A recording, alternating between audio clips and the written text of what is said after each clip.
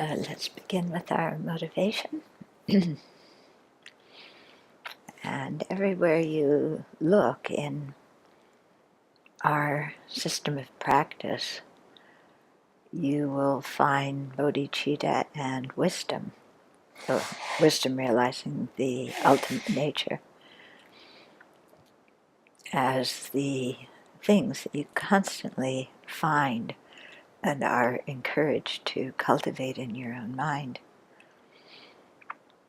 So with the bodhicitta, we are able to create great merit and do intense purification and fulfill the collection of merit that leads to the Buddha's form bodies. And with going deeply into the wisdom, realizing the ultimate nature, we are able to fulfill the collection of wisdom, which is the principal cause for the Buddha's Dharmakaya. And so with the intention to do just that, let's listen to the teachings so we can learn what they are and how to put them into practice, so we can complete the collections of merit and wisdom and become fully awakened Buddhas with both the Buddha's Dharmakaya, or truth bodies, and form bodies. So this morning I was looking for a certain file in my computer, and I didn't find it, but because I was searching I took one phrase that was in it and, looked for that. I found another text that had that same phrase. That was fantastic, that I thought I would share with you. Sorry, this is slightly uncomfortable. Okay, so what I found was a passage from Vasubandhu's treatise on the Bodhisattva vow that was translated from Chinese. It was in the Chinese canon. Sorry. And so in it, it shows the different kind of resolves that you make, or different levels of training that you go through to cultivate the bodhicitta. And I found it very, very inspiring. So I thought I would read it to you, okay? So it starts out just with an introductory paragraph. So this relates also to our motivation. Therefore, in the initial generation of the bodhicitta, it is the great compassion which is foremost. Yeah, so it's the same in our tradition as well. It is on account of the mind of compassion that one becomes able to generate 10 ever more superior great right vows. And when he's talking about vows, he's talking about these unshakable resolves. So what are those 10? Okay, so first, regarding those roots of goodness I have planted in previous lives and in this present body, I pray that all of these roots of goodness may be bestowed upon all of the boundlessly many beings and dedicated to the unsurpassed Bodhi. Bodhi meaning awakening. Okay, so try and go with this and generate these aspirations. May it be that these vows of mine shall grow in each succeeding thought moment, shall be produced again in each successive lifetime, shall always be bound to my mind, shall never be forgotten, and shall be guarded and retained by dharanis, or mindfulness here, I think. And then 2, having already dedicated these roots of goodness to awakening, I pray that on account of these roots of goodness, no matter where I may be reborn, I shall always be able to make offerings to all the Buddhas, and shall definitely never be born in a land where there is no Buddha. 3, having already succeeded in being reborn in the lands of the Buddhas, I pray that I shall always be able to draw personally close to them, shall follow along and serve them in any way, shall remain as close to them as a shadow to its form, and shall never become distantly separated from the Buddhas, even for the briefest of moments. 4, having already succeeded in drawing personally close to the Buddhas, I pray that they will then speak the Dharma for my sake in accordance with whatsoever is appropriate for me. May I then straightway perfect the Bodhisattva's 5 superknowledges. 5, having already perfected the Bodhisattva's 5 superknowledges, I pray that I shall thereupon be able to reach a penetrating understanding of worldly truth, or conventional truth, together with its widespread imputations, that I shall also then completely comprehend, in accordance with its genuine nature, the foremost ultimate truth, and that I will gain right Dharma wisdom. 6, having already realized the right Dharma wisdom, I pray that free of any thoughts of aversion, I shall then explain it for the sake of beings, instructing them in the teachings, benefiting them, delighting them, and causing them all to develop an understanding of it.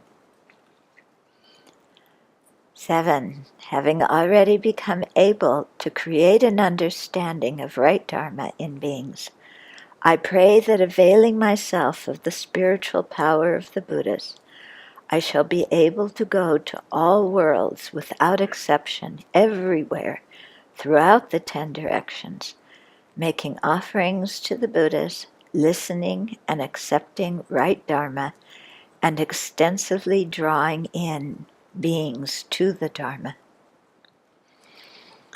8, having already received right Dharma in the abodes of the Buddhas, I pray that I shall thereupon be able to turn the wheel of the pure Dharma in accordance with it.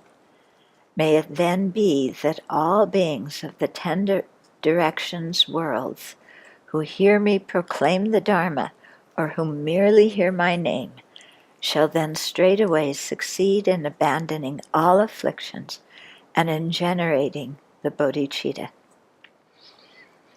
9, having already become able to cause all beings to generate bodhicitta, I pray that I may constantly follow along with them, protecting them, ridding them of whatever is unbeneficial, bestowing on them countless sorts of happiness, relinquishing my life and wealth for their sakes, drawing in beings and taking on the burden of right Dharma.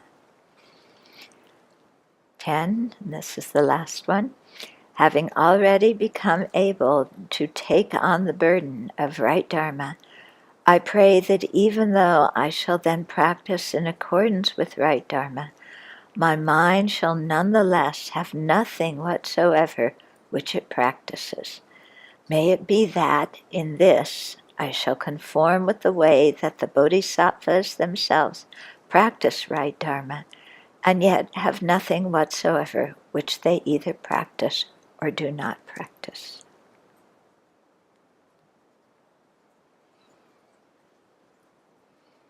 Did you find that as uplifting as I do?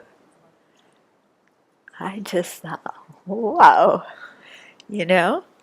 if just even, putting your mind in that direction and setting that aspiration completely is against, all the garbage in our mind and in our world.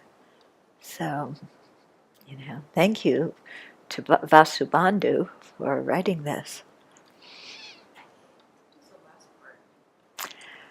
Yeah, where you have nothing whatsoever to either practice or do not practice. I think it relates to the Heart Sutra where there's no attainment, no non-attainment.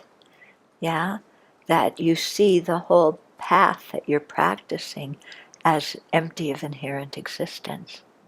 It sounds very Taoist in the sense of Wu Wei or Wu Xin, the idea of no mind or doing without doing. Mm-hmm. And so, because you've become so attuned to things, you just naturally flow. Yeah, yeah. But that's also very common in Buddhism, too, I mean, the Buddha does things effortlessly, without having to generate any motivation or exert any energy. Not like us. Yeah. We're like, oh, bodhicitta. Oh, I gotta help all these sentient beings. They are too much, No, not like that. You can share with us. Yeah. Yeah, I can. Yeah. Yeah, remind me and I'll put it out. Okay, so with that as a motivation, then let's look today. So I had mentioned to you before that I would talk about the objects, the observed objects, according to the Pali tradition for generating concentration. Okay, so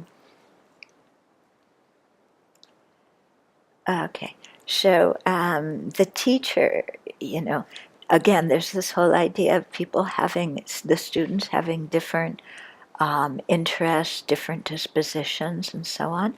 So the teacher will usually, prescribe one of the 40 objects. They have 40 standard objects for cultivating serenity. And so they have also, beings of different temperaments. So it sounds very much like our tradition, beings who are attached, angry, confused, faithful, intelligent, and speculative and scattered. So, which one are you?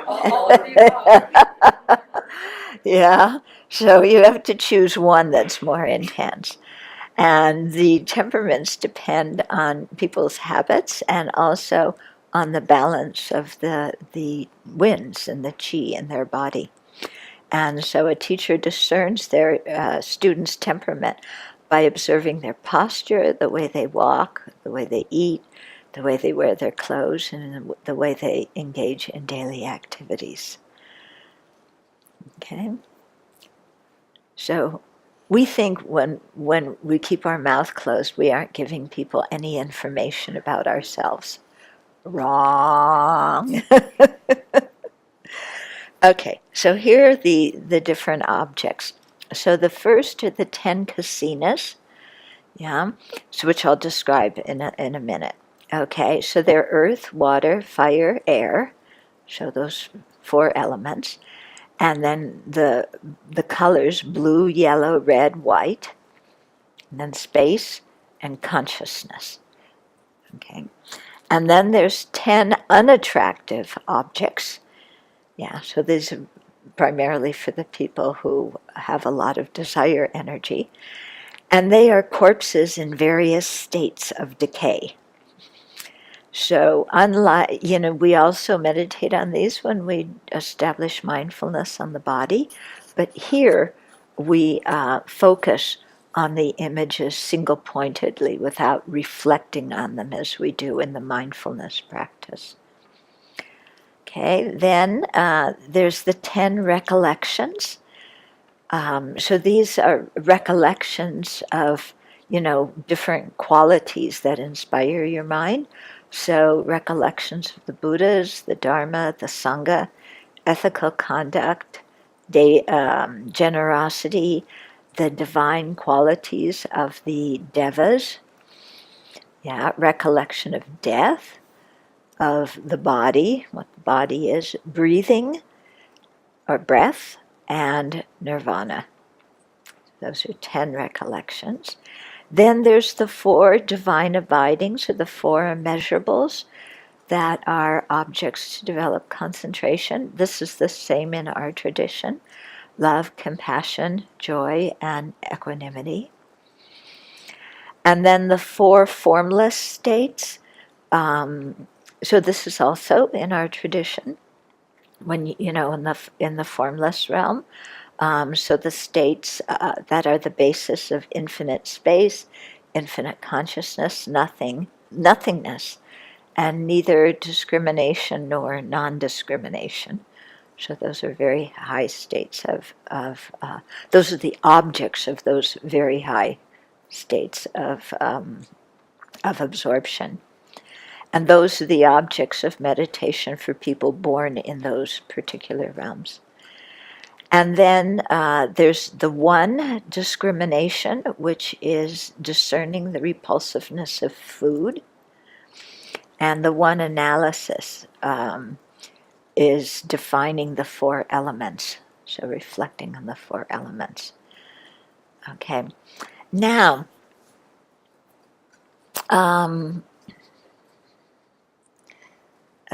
then he goes into a little bit of a description of which levels of meditative absorption you can attain using which objects. They're not all the same. Okay, so a beginner, usually, they start out to apprehend. They have to apprehend their object of meditation, and this can be done in different ways. So all the kasinas, of the 4 elements and the different colors, except the air kasina, are initially apprehended by sight. So, for example, like with the earth kasina, what the meditator would do is make a disc of clay about 4 fingers width wide, around frame, and put clay that is the color of the kasina, or if you're meditating on the earth kasina, you would just put the clay in. It doesn't matter the color. Okay, and so then you would then put that up on a board in front of you, and you would start your meditation off by looking with your eyes at that figure, the kasina made of clay. Okay, and that's how you would start your meditation. In the same way, if we're going to meditate on the body of the Buddha, we would have a picture or a statue of the Buddha that we look at first, and before we close our eyes and visualize it. So it's the same idea here. Okay, the 10 unattractive objects show those corpses and the different states of decomposition. Also, you first see with the eyes. And so in, ancient times, people used to go to the cemetery or to the charnel ground and look at the different corpses. Now it's a bit more difficult, although in Thailand, because it's a Buddhist country and they know that the monks do that meditation, they make it fairly easy to go into a hospital and see an autopsy and see a corpse and whatever. Here in the States, they make it very, very difficult. Yeah, but there, because, people understand that this is what meditators do, you can go do it. And so when I was staying at a Thai forest monastery, I went with some of the monks to see a dissection, a autopsy. Yeah. It was so funny because I went with one Singaporean friend, so the 2 of us women, and then the monks, and the monks were so concerned that we would faint, because one of them had fainted, in a previous time. They were so concerned we were faint. And we said, look, we've handled, in helping our mothers, dead chickens, dead meat. We're used to seeing this stuff, So we were completely fine. It was very sweet. They were so concerned we would just, we women couldn't take it. Yeah. Okay, so the 10 unattractive objects are first seen with the eyes. And the remaining objects, the breath is by the tactile consciousness. Okay, the insides of the body are known by hearing a description of them.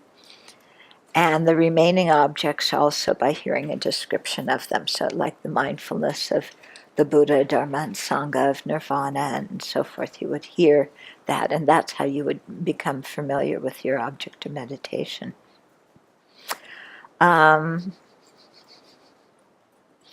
Okay, so usually if we have a lot of attachment, then using the 10 unattractive or ugly objects and the meditation on the body would be very helpful to reduce attachment and to focus the mind. So, of course, if you have that attachment to the body, you don't want to do that meditation.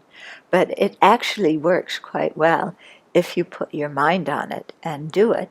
And your mind gets very calm, because all this worry about the body and anxiety about the body and attachment to other people's bodies and all of that, it just kind of evaporates, because you see the body just for what it actually is, and there's nothing much there to grasp onto as fantastic.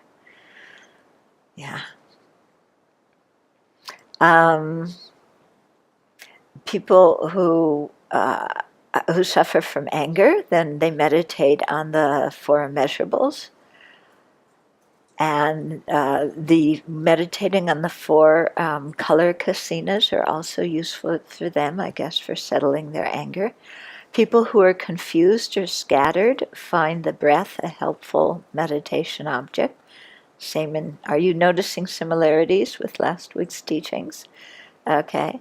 Someone inclined towards faith will find the first 6 recollections, something that really helps their attention. And death, nirvana, defining the 4 elements, and the repulsiveness of food are useful objects for the intelligent. Okay. And then the other kasinas and the 4 formless states can be used by everybody. So what you do is before you go to a quiet place to practice, you fully dedicate yourself to the Buddha. Yeah? And so you just think, I give my life to the Buddha. Yeah? And then you go to your meditation place. And so doing that makes your mind strong, so that, as soon as you have a problem, you don't pick up and run down to town to 31 flavors, or you don't go somewhere and get your smartphone and start looking at your friends' Facebook pages. But, you've given your life to the Buddha, so you stay there and you work through whatever things may come up in your practice. And so even then, sometimes even if you have a fearful image in your meditation, you stay there, you don't bolt, you just realize it's an image appearing to the mind, it's nothing real, and so you stay firmly in your practice. And then also a good motivation is very important. So in the Pali tradition, it's to attain the state of an arhat.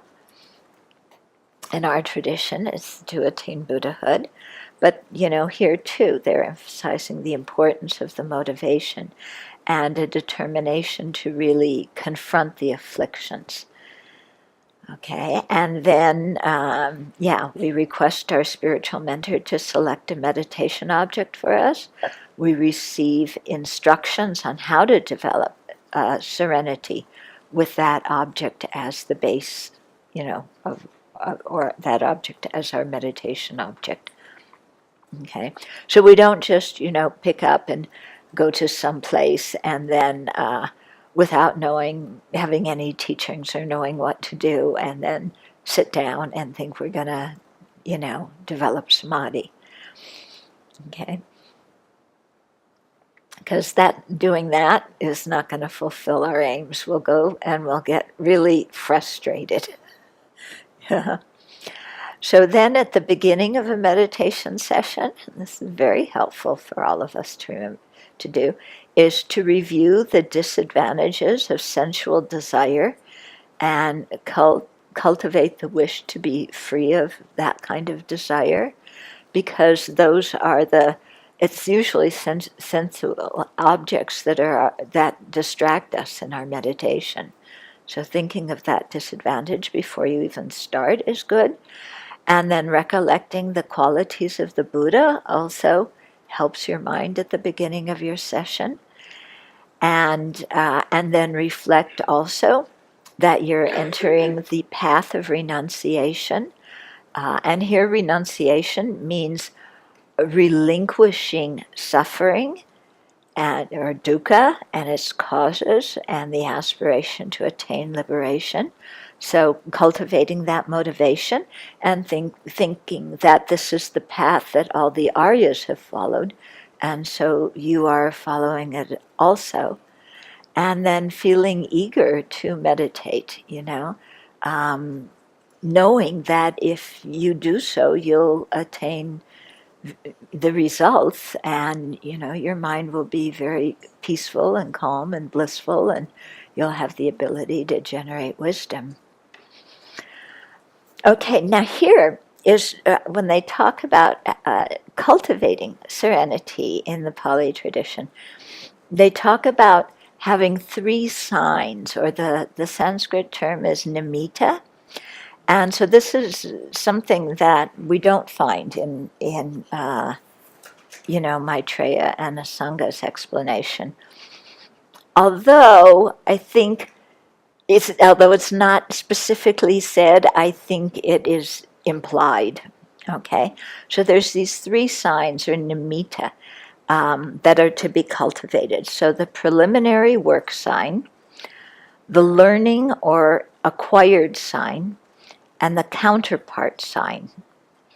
So if you're meditating with the earth kasina, okay, first you make that kasina disc,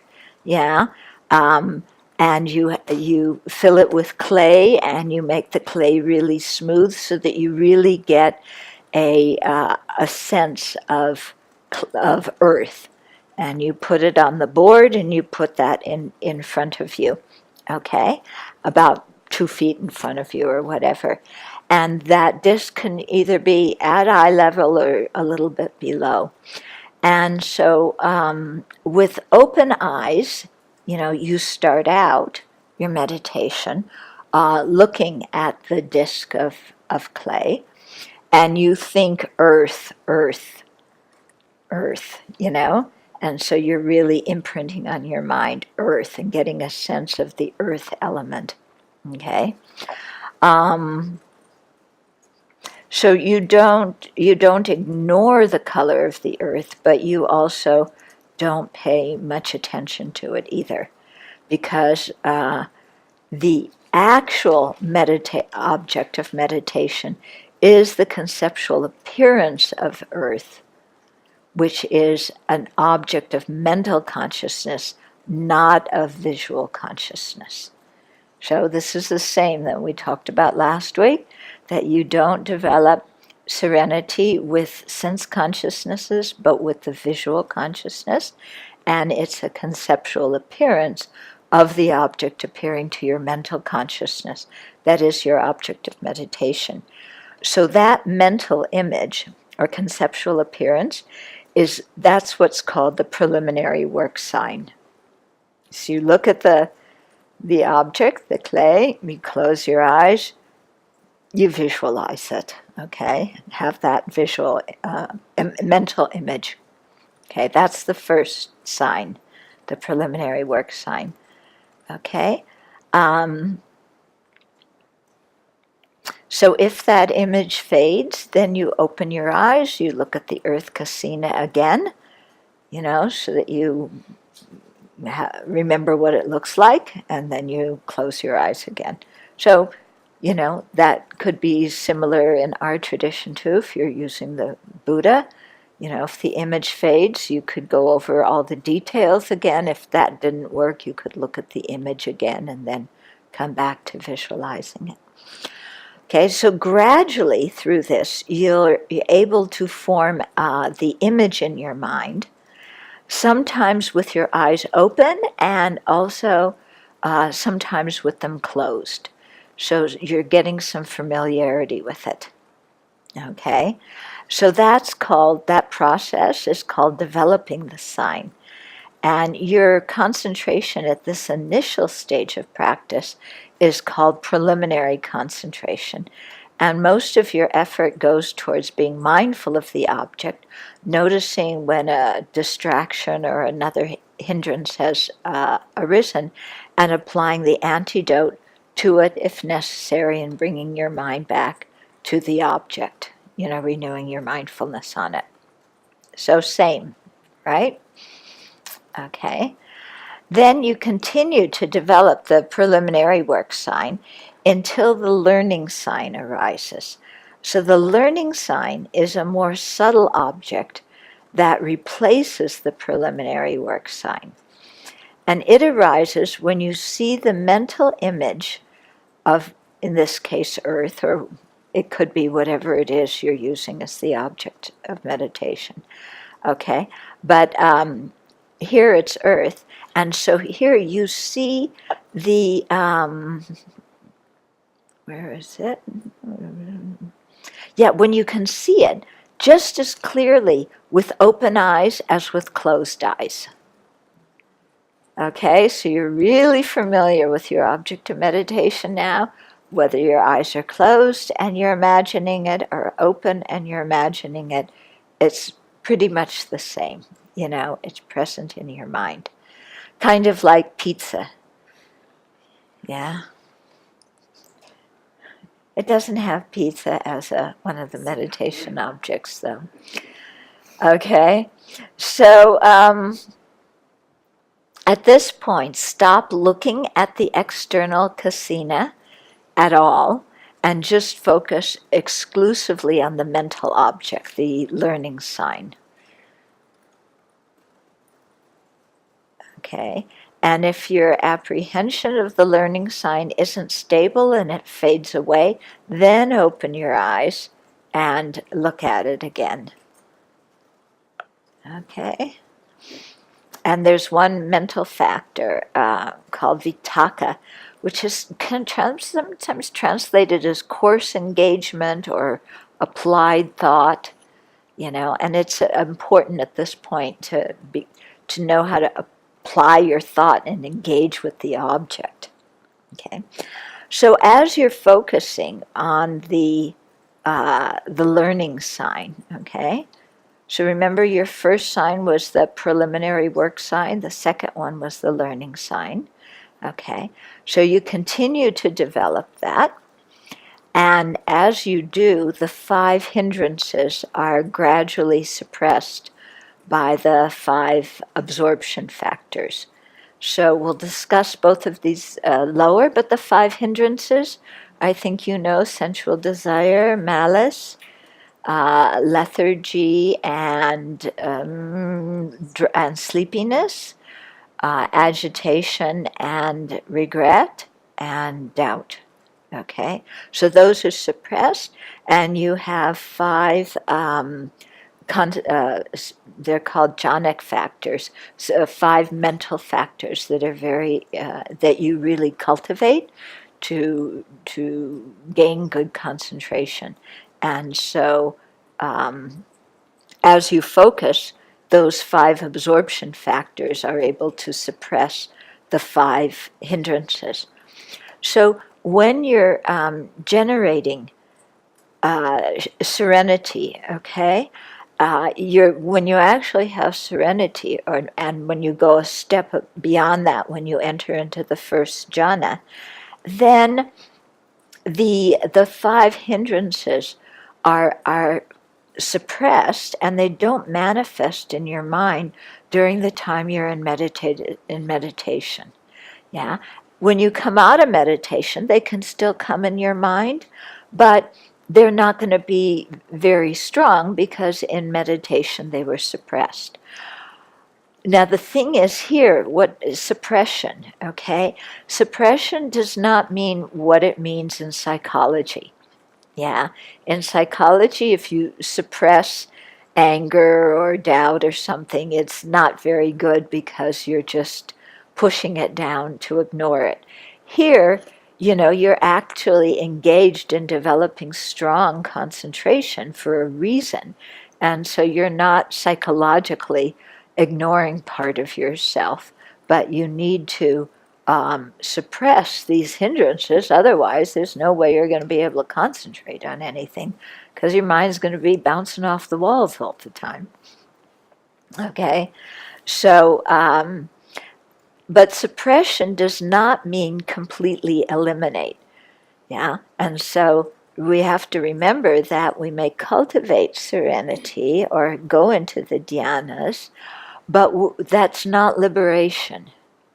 So even though those 5 hindrances they may be suppressed and not manifest, we haven't abandoned them completely. Yeah. So the afflictive obscurations, are still there in our mind stream.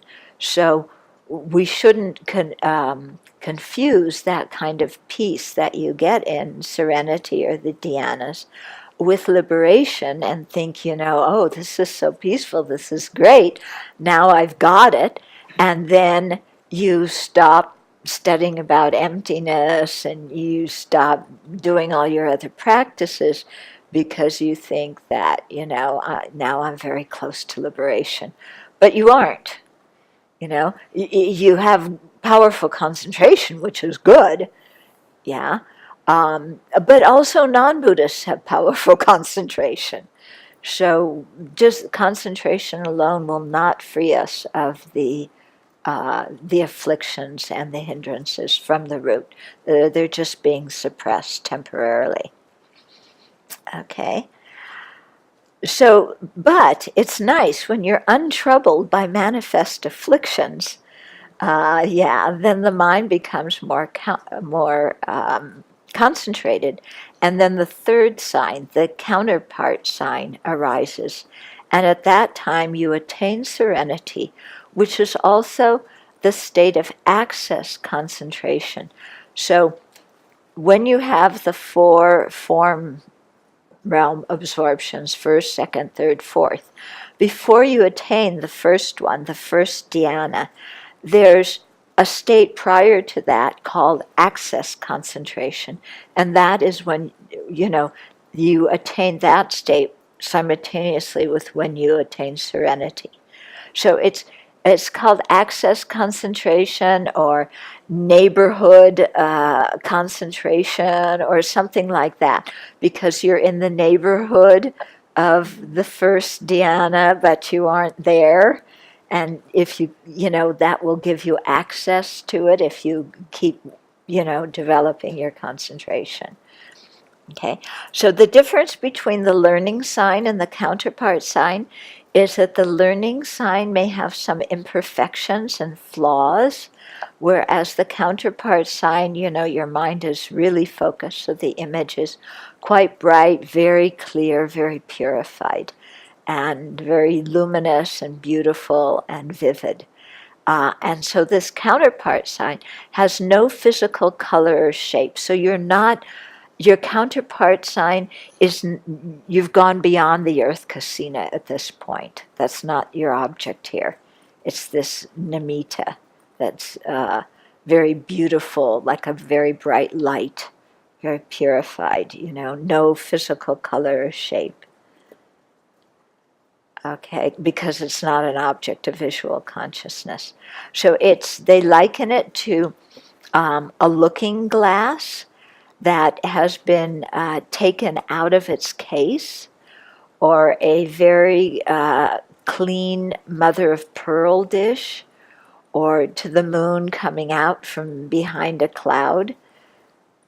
Okay, and so it lacks the characteristics of impermanence and the nature of dukkha and self. Okay, and yeah, and selfless. It lacks those three characteristics.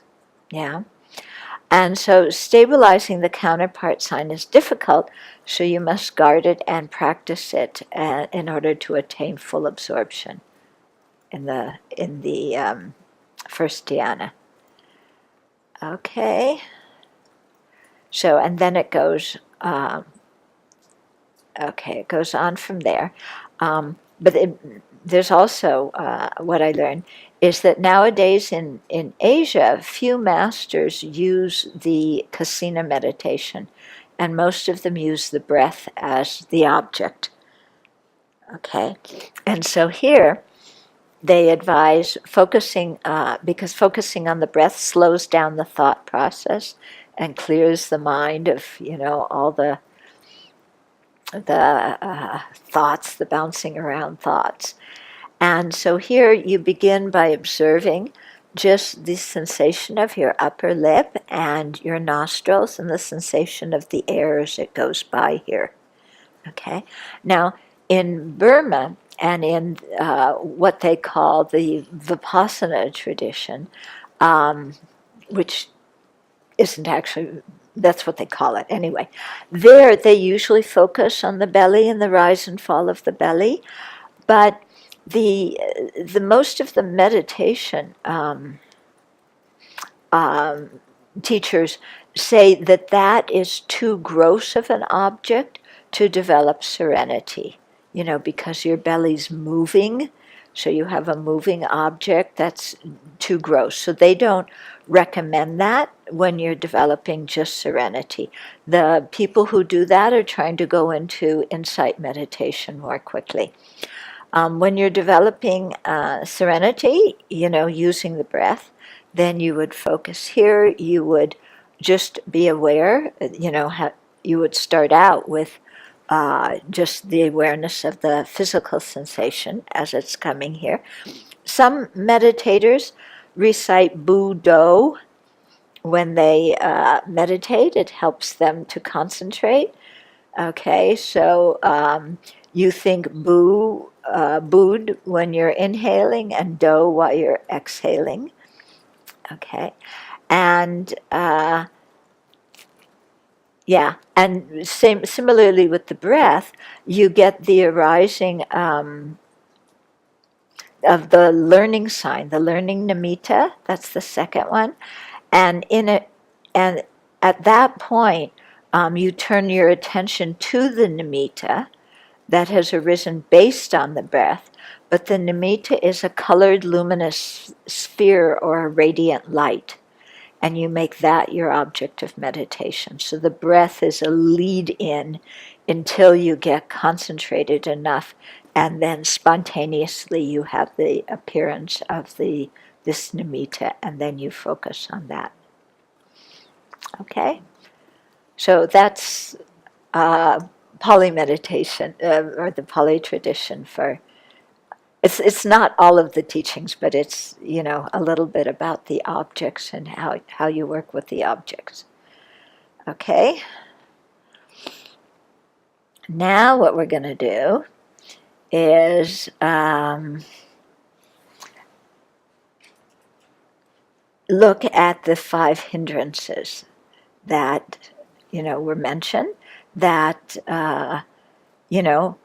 get in the middle, that hinder our concentration.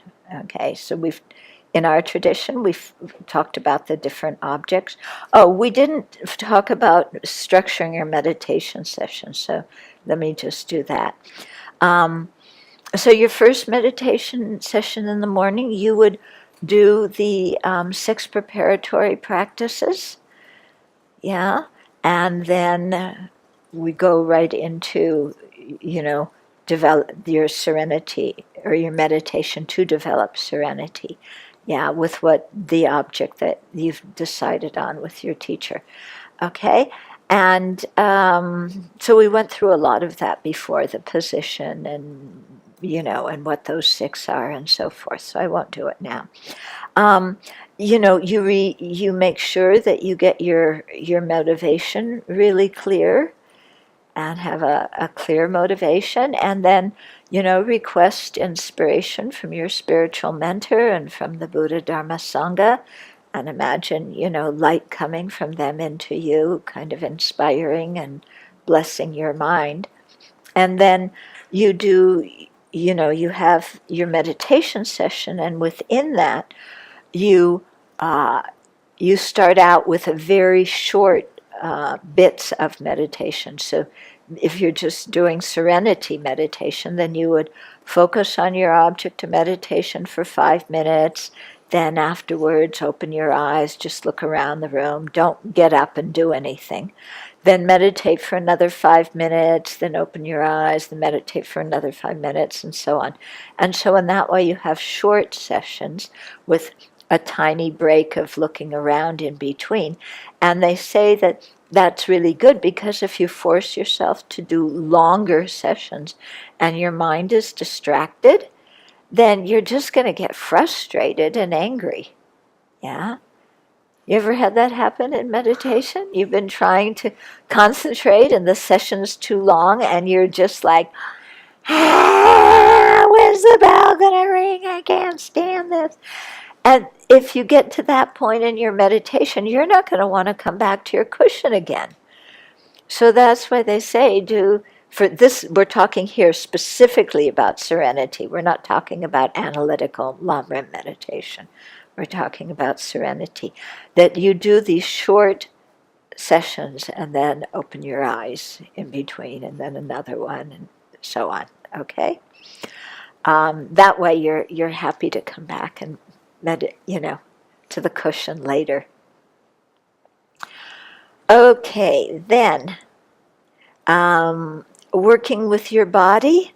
So try and sit in the Vairochana position if you can.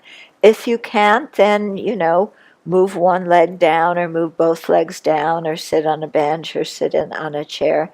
But if you can sit on the floor in some kind of cross-legged position, do that, And also during teachings, it's much better to sit on the floor if you can, rather than sitting on a chair. But this depends on your body. Then also, our bodies are often not so familiar with meditative posture. So it's good to do yoga or Tai Chi or Qigong or something like that, stretching exercises, because that really helps your body, and that helps you to sit.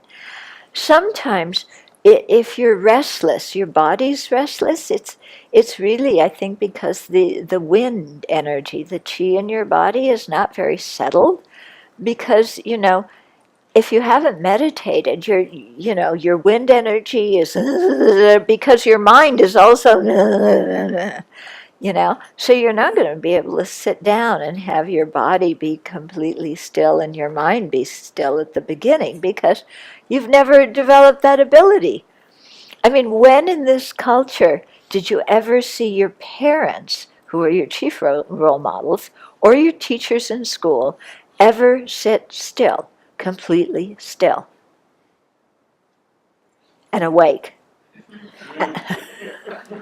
Yeah, not passed out, not sleeping, not watching TV. Yeah. I mean, we never see that. Never see that. Yeah, as a kid. So we don't have that as a model, and we have to develop that, that ability, and calm our physical energy and calm our mental energy. So that's going to take some time, okay? Because we have a lot of habituation with seeking distraction. We want some new exciting experience, even if it's just checking our text, to see if a new text arrived, or to new text or a new email. Do you get wonderful, marvelous texts and emails that are going to send you off the planet? No, most of them are pretty dull. But look at how attached we are, maybe addicted we are, obsessed we are with constantly checking for emails and text messages, even though most of them are pretty boring. But it's this a whole thing with, well, it's something new, and it's directed to me, and there's some tantalizing something, that we hope that we hold on to looking at that. Yeah? And it's usually like because usually it's either somebody says, I'm coming in 5 minutes, or they're telling you what they ate for breakfast, or they're asking you to do something. You don't get many fantastic messages over your text or your email, do you? Yeah. So, but we're like so obsessed. I gotta check. And you're here at the Abbey, and you're a guest, and you can only look every 10 days, and you're counting the days. 1, 2, 3, 5. I'm almost there. I'll be able to check my email in 5 more days. Oh, this is getting exciting. 4, 3, 2, 1. Oh, tomorrow I can look at my email. Let's see who's written me. All my friends, all my relatives, everything. And you open your email, and then what's there? Spam. People asking you to sign petitions, okay? Your relatives telling you family problems. Yeah, who in the family is upset? What's going on in your family? Yeah, and this is what you waited 10 days with so much anticipation to read. Okay, so when our mind is like that, then our internal energy is like that, and it's going to be hard to sit and concentrate. So we have to give ourselves some time, okay? And also it may happen that some of us who think, I'm not an anxious person, we sit down to meditate, and then all of a sudden there's so much anxiety, I'm not an anxious person, but I can't sit still. And I'm worried about this and I'm worried about that, and I can't sit still. And then it's like this big thing of, boy, I thought I wasn't anxious, but I do have anxiety. Yeah? Kind of restlessness. Any of you discovered anxiety that you thought you didn't have? Oh, nobody's raising their hand, I see. Oh, 1 person, 2, 3. Oh, a few people telling the truth. Yeah, the rest of you? Oh, I have no anxiety at all. I didn't know until I got to the Abbey. Yeah. Yeah, I mean, we've had it all along, and then all of a sudden you sit down to meditate, and it's like, am I doing this right? Am I doing this wrong? If I sit in this position another second, I'm gonna get crippled forever. I'm never gonna be able to walk again. I've got to move my leg, Otherwise, I'm sure it's gonna break. I'm crippled. This is terrible. I've got to go to the bathroom. I went to the bathroom 5 minutes ago, but I've got to go to the bathroom again. And I know, if I don't, it's going to be a mess all over the floor here. And we just peed 5 minutes ago. We recognize we never knew that we had this stuff. Yeah. So sometimes when you're starting to meditate on serenity, you think your mind's getting worse. Yeah? You think, I never used to be this distracted. Yeah? What's wrong with my mind now? I'm just like, I'm bonkers. Actually, our mind, they say, this is what the masters say, that our mind has been like that all the time. It's just we've never noticed it before. So it's only now when we sit down and try and do something virtuous that we begin to notice it. Yeah? And it's sometimes rather shocking, isn't it?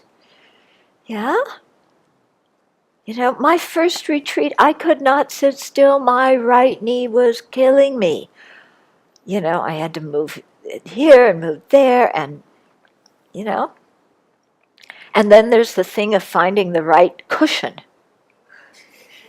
or the right chair, or the right bench, or the right blankets. You need a cushion under your rear. Do you want a square cushion or a moon-shaped cushion or a round cushion or a soft cushion or a hard cushion or one that's made with beanbag, buckwheat inside, or you want one with cotton inside, and so you try with your cushion here and one blanket under this leg and another blanket under this leg, and then and it takes you a while to get all your blankets and cushions aligned, and then you're there, and then you're too hot, and I've got to take my jacket off, yeah. And so then you try and very quietly take your jacket off, and you get your jacket off, and then you sit like that. Oh, now I'm cold. You got to put your jacket back on. It's like this, isn't it? Yeah, so, we're samsaric beings. We're not going to start out, having everything all together. We've got to, you just accept where you're at, and then you work with it. And over time, things get better. Yeah.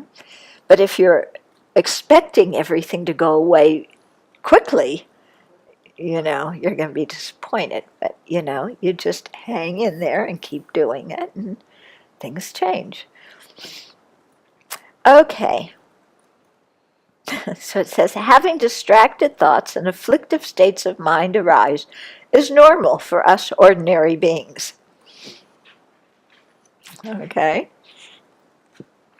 So as our mindfulness improves, as our introspective awareness improves, then all these things kind of calm down. But,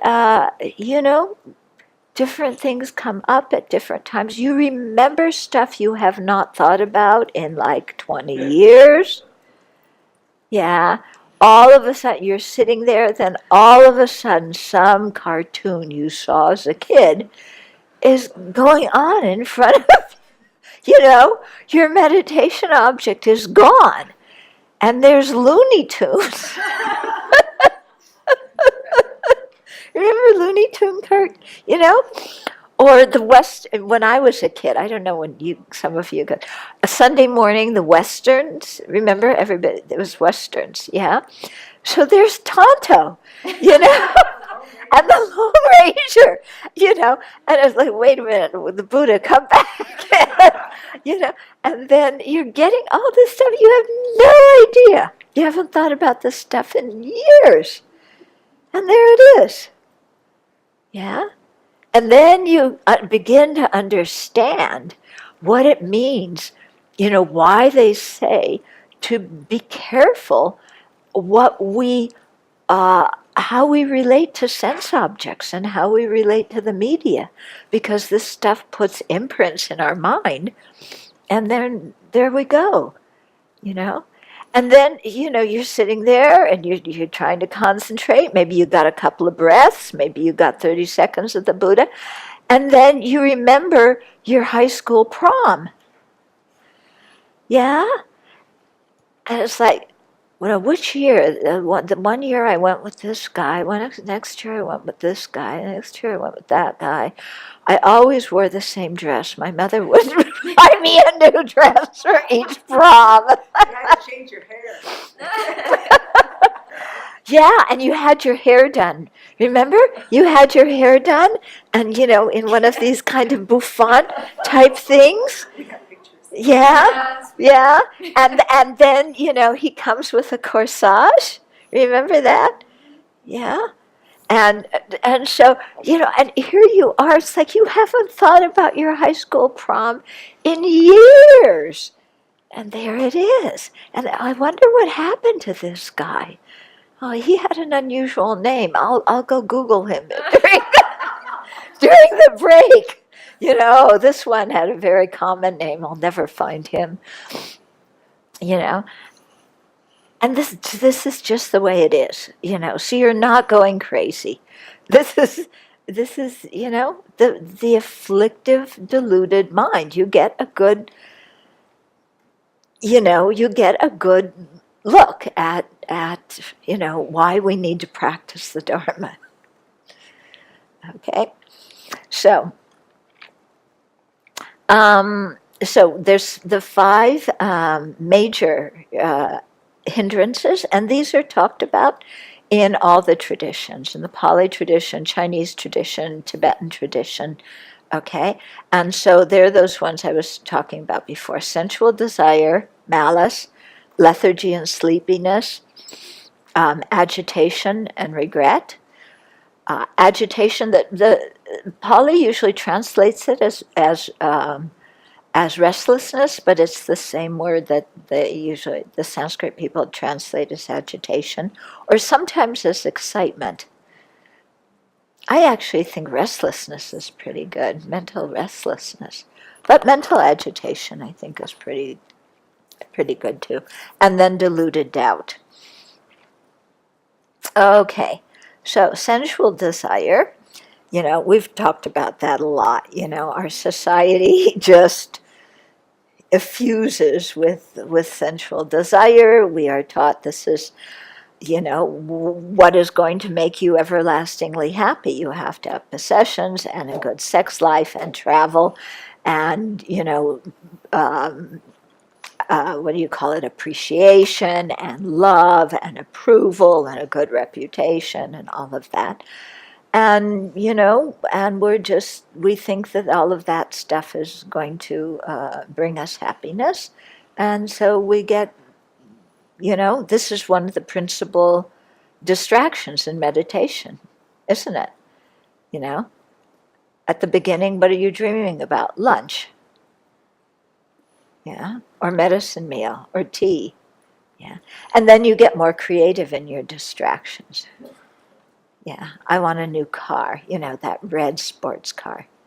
Yeah, I want that. Or I want a boyfriend. I want a girlfriend, Or then you start thinking about sex, because that's a powerful one. They say that's the most powerful of our sensual desire because it involves all the senses. Yeah. And then, you're off in la la land, daydreaming. Yeah. And all of a sudden, there you are. Oh, you're meeting your high school boyfriend again, and you're planning your wedding dress and what it looks like. And it doesn't look anything like Princess Kate's. Oh, she's not a princess, is it? She's a duchess. Like Kate's wedding dress, but what to do,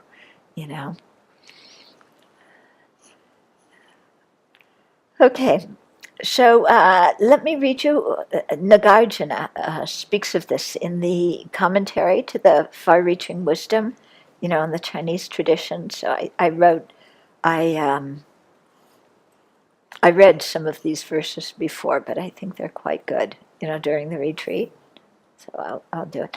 Desire is the net of the demons and an entangling web from which it is difficult to escape. Desire constitutes a burning heat which dries up all bliss.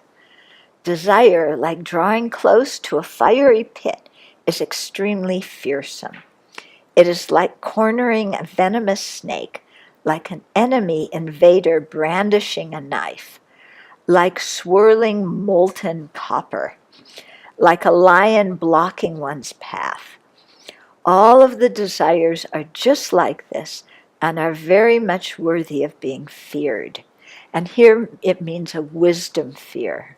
Yeah, you're cautious about these things because they, destroy your Dharma practice. The desire causes people to undergo torment and suffering. Those people who are attached to desire are like convicts in a prison, like a deer caught in a corral trap, the birds snared in a net, like fish who have swallowed a hook, like a crow in the midst of a band of owls. They are like blind men approaching an abyss, like a fly caught in hot oil, like a peaceful man caught up in military combat, like one who has entered a river of boiling brine, like one who licks a honey-smeared blade. So that's the faults of sensual desire. If you really think about these analogies and study, how this kind of desire and attachment manifests in your mind, you can get a very strong determination to leave it aside and not follow it. Yeah.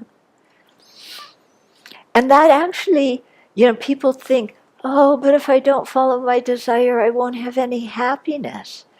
Actually, you'll have more happiness.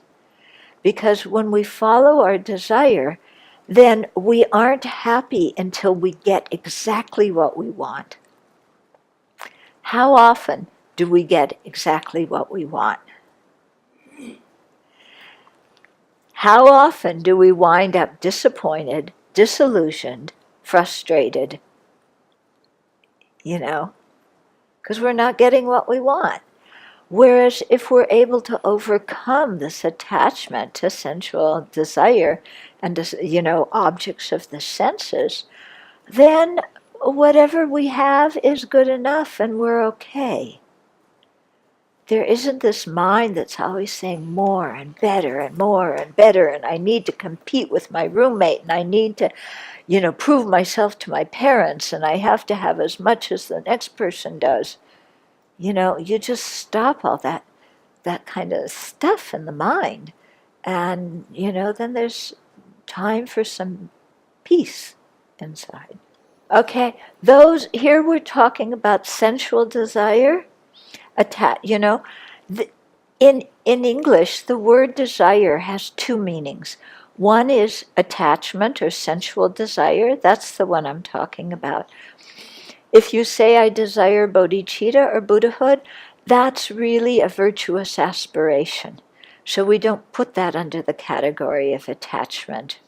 Can't that become an affliction as well, based upon our attitude towards that desire? I think it's not, you're not apprehending the object correctly if you do. I don't think people, because, Buddha has many good qualities. So it's difficult to exaggerate the good qualities of Buddhahood. Attachment is based on exaggerating the good qualities. So if you're sitting there thinking, well, I'm going to attain Buddhahood and then I'm going to be famous and I'll be able to fly in the sky and I'll be able to do this and that, I don't think that's attachment to Buddhahood. I think that's arrogance. And confusion. Okay. Then the next one is malice or ill will. So this can arise towards many objects, people, physical pain, mental anguish, loneliness, different ideas, ways of doing things, sounds we can get angry at, thoughts, wanting things to be different, fear of things changing, And so this is, the malice, ill will is really fueled by the judgmental, fault-finding mind that likes to pick at everybody's faults, and say, it's unfair, they have it and I don't, they can do this and I can't, the world's unfair, this is not right, you know this mind, okay? We have it. So, everything meets our disapproval. Nobody can do anything right. Yeah. We complain about everybody, we judge everybody, we're just like, yeah, you know it.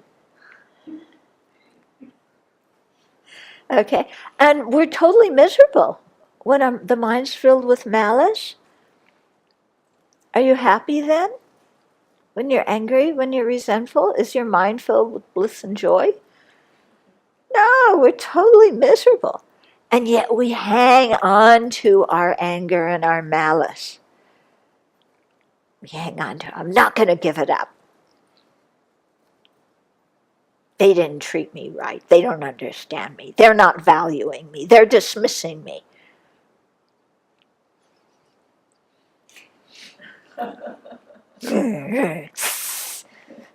We become like the kitties, you know.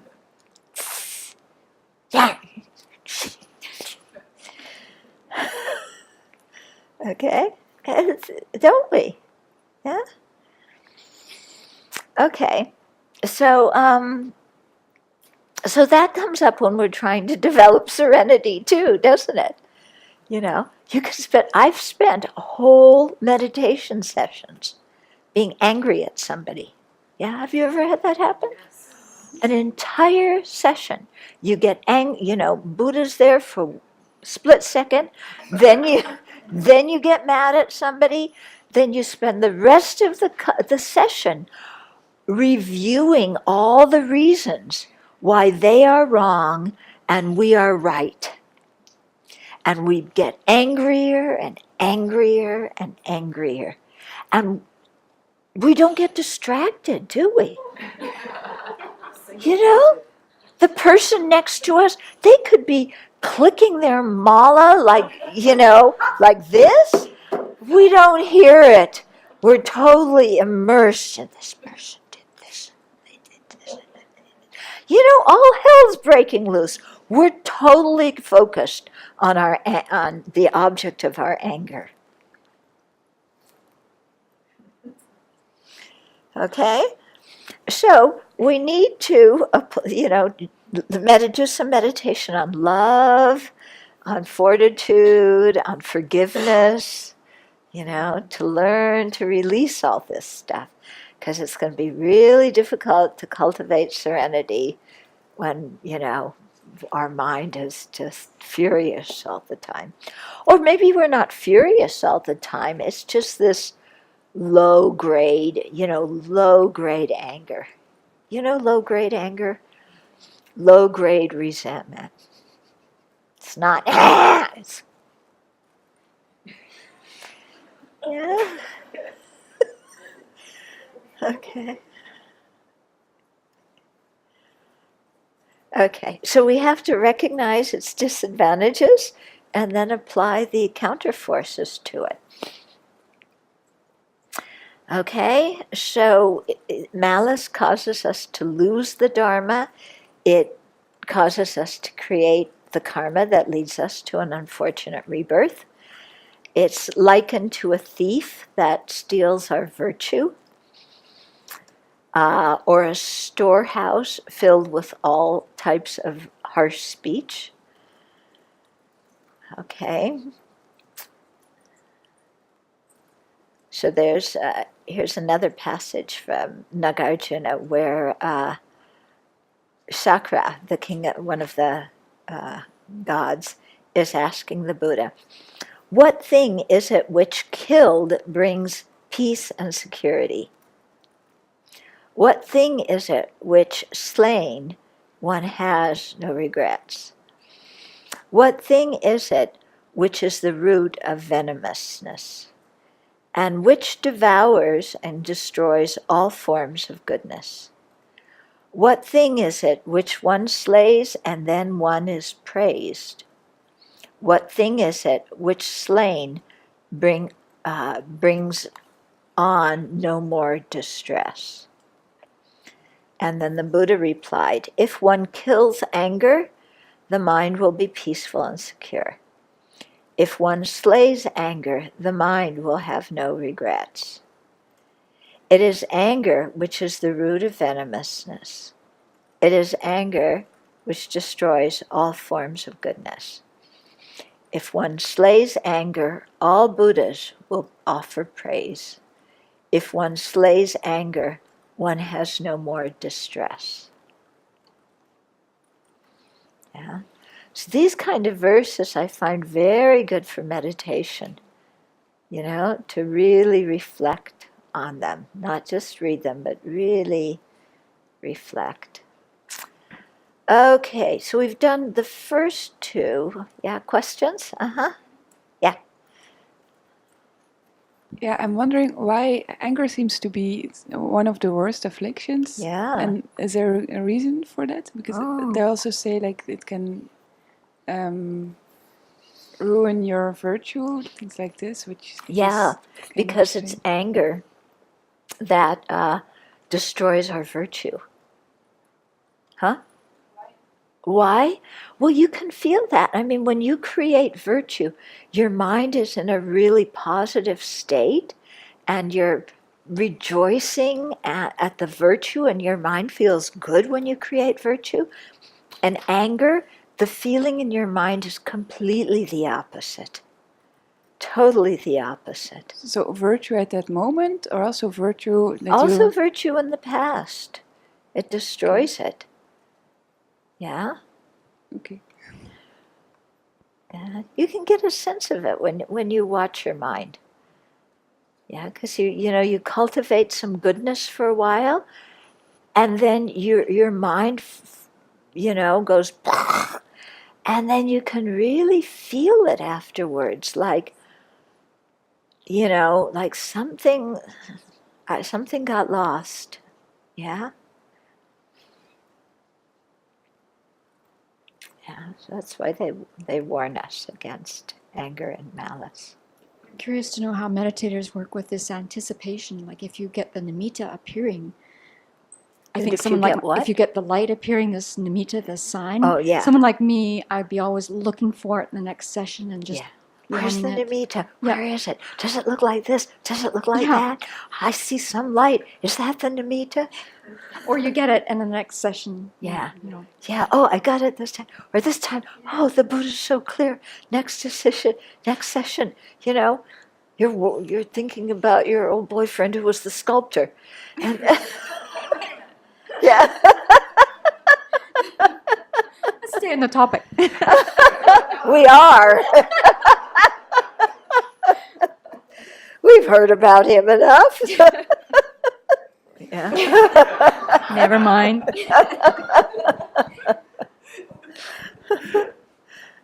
Yeah.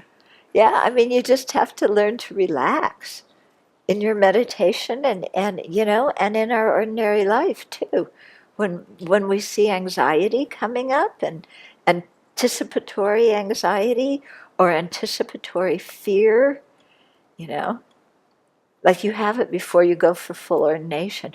Oh, I'm going to go and I'm not going to do the right thing, and I'm going to trip over my feet and fall flat on my face in front of the three preceptors, and I'm not going to understand anything, and I'm going to look like a dodo, and I won't put the robes on right, and they're all going to criticize me and laugh and go, oh, look at that foreigner, they can't put their robes on right. And, your mind builds up. Yeah, you're nodding. Huh? Yeah, so, yeah, yeah. And you have to just, it's like, okay, even if that happens, so what? So what? Yeah, it's just, it's not the end of the world. It's really not the end of the world. Yeah. We're so self-conscious sometimes, I'm going to do the wrong thing and then, yeah. Because, when I went for full ordination, I made many, many mistakes. But the only time that I think everybody looked at me, or at least I thought everybody was looking at me, was when because there were only two foreigners, two of us, me and then somebody who was my mother's age, and everybody else, 550 people, yeah, Chinese, and we like hardly understood anything. And we didn't know how to eat properly, you know, with chopsticks, and we didn't like, they have pickles for breakfast, you know. So apparently they thought that we were losing weight.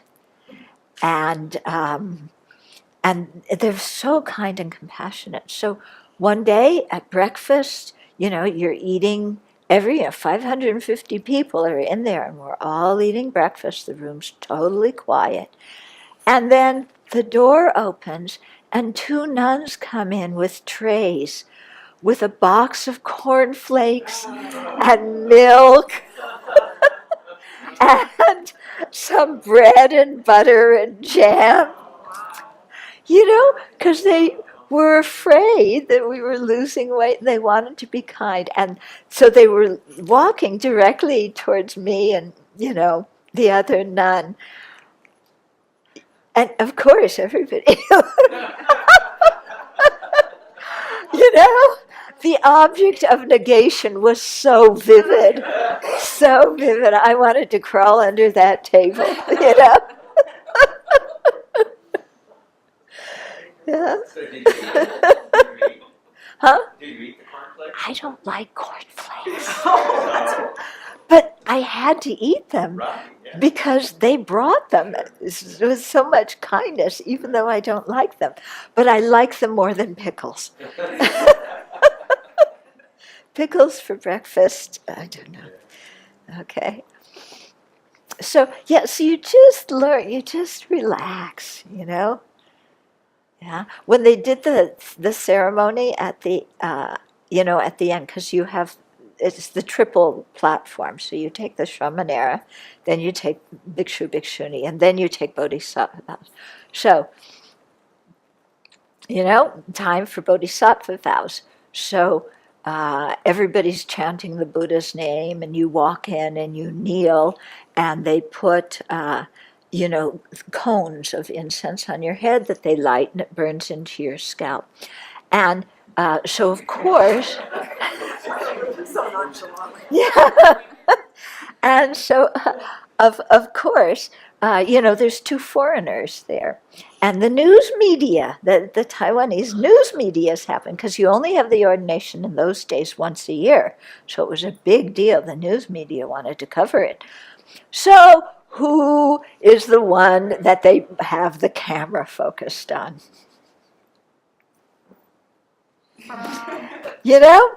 So I'm sitting there, you know, no problem visualizing light, because their light was directly on me so they could film, you know. Yeah, so, you know, you just, so I just kept concentrating on the Buddha, and, you know, it's like you can't pay attention to that stuff. You got to ignore it. Good evening, Venerable Chosen. I have two short questions, if I may. If one does not have much problems with other hindrances like sensual desire and doubt, but their main problem is malice or anger, can they deal solely on subduing anger, focusing their attention solely on eliminating this hindrance? You mean, can you cultivate serenity solely by focusing on eliminating anger? Yes, because let's say the other hindrances are not really, they don't really have so much. You focus on the hindrance that is the strongest, which could be anger, but that doesn't mean you don't have the other ones. Yeah, and it's kind of like with weeds. You take away one weed, like when in our fields with knapweed, you get rid of the knapweed, and then you all of a sudden see the other kind of weeds that were there. So it's kind of similar, you know, but you focus on managing the one that is the strongest and subduing that, but you don't ignore the others, and you don't expect that the other ones are never going to come. Yeah, because we have the seeds of all of these in our mind. And I have one more question. Let us say if anger arises to an unenlightened person in their mind, it flares, but they respond to it by subduing it. does that anger that flares up still destroy their virtue, or is there efforts to stop it? The efforts to stop it really impede its destroying the virtue. Yeah. So it's important to to be able to identify the anger quickly and then apply the antidotes. Yeah. But to apply the antidotes, we have to train in the antidotes even when we're not angry. Yeah. So you don't wait until you're angry to go through the different ways of interpreting a situation. You don't wait. It's like you don't wait until when you go for your driving test, you don't sit behind the wheel the first time when you're going for the test. Yeah, so you got to practice beforehand. So similarly, in our meditation practice, we have to practice counteracting anger and desire and all these things, even when they're not manifest and prominent in our mind, so that we become familiar with the antidotes. Thank you, Venerable. I wanted to share something that helps me with my anger. Mm-hmm. I always realize that it comes from a very self-centered mind, because if I'm angry at a person, it's almost like I'm angry because they're not coming to me and saying, "Oh, I'm sorry," or some kind of thing that I want them, or they're not falling down on their face so I can be like, "Oh yeah, finally," or something like that. Yeah. And that's never gonna happen. So I realize that this is all me. I want somebody to come appease me, and I get angry, but it's never gonna happen. Yeah. So that helps me look at myself and be like, this is more of my responsibility rather than whoever doing whatever, because that's their karma and I have to deal with mine. Right. Exactly. And holding out that thought, that they're going to come crawling on their hands and knees to ask forgiveness. When's that going to happen? It's not. So better that we work with our anger and release it ourselves. Yeah, I was wondering, so you were talking about memories coming up. Uh-huh. So is this always bad, or where do they come from? Do they come from a certain attachment to something, or? No, it just comes because we have all these imprints in our mind, and, all this stuff just comes. It's like how in dreams, how all sorts of stuff comes up in dreams that you haven't thought about for a long time.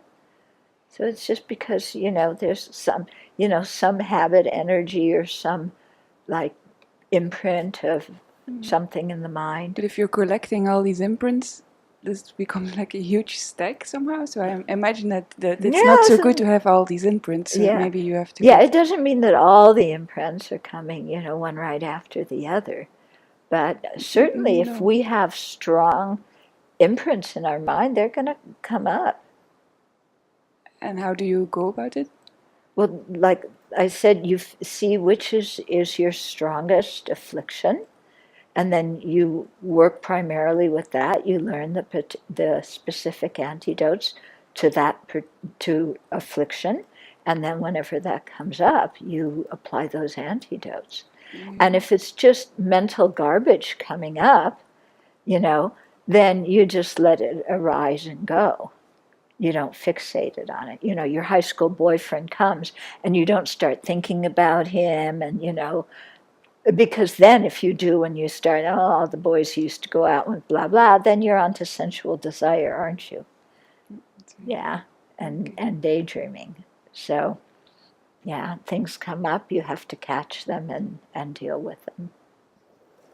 Without getting too into it, do you mind reading off the 5 absorption factors? Okay. 5 absorption factors. So the first one is vitaka, and it's translated as coarse engagement or applied thought, and that directs the mind and applies the mind to the object. Okay. The second one is called refined engagement, or vikara, and that is sustaining a sustaining of the awareness on that meditation object. Third one is piti, or rapture, and that's delight that arises by being interested in the object. And then the fourth one is sukha, bliss or happiness, and that's the pleasant and happy feeling that accompanies concentration. So it can be physical or mental. And then the fifth one is ekagata, or one-pointedness, and so that unifies the mind and its accompanying mental factors on the object. So it's a stillness of the mind. When you have single pointedness on an object, do you feel as if your yourself has dissolved into the object? Like, do you feel a selflessness?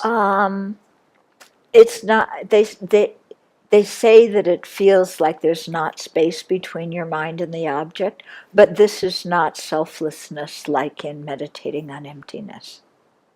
Yeah, but it's your mind and the object, they say, become very close. Still distinguish like between the observer and the observed? Yeah. Okay. Yeah, it's only with meditation on emptiness that the subject-object stops.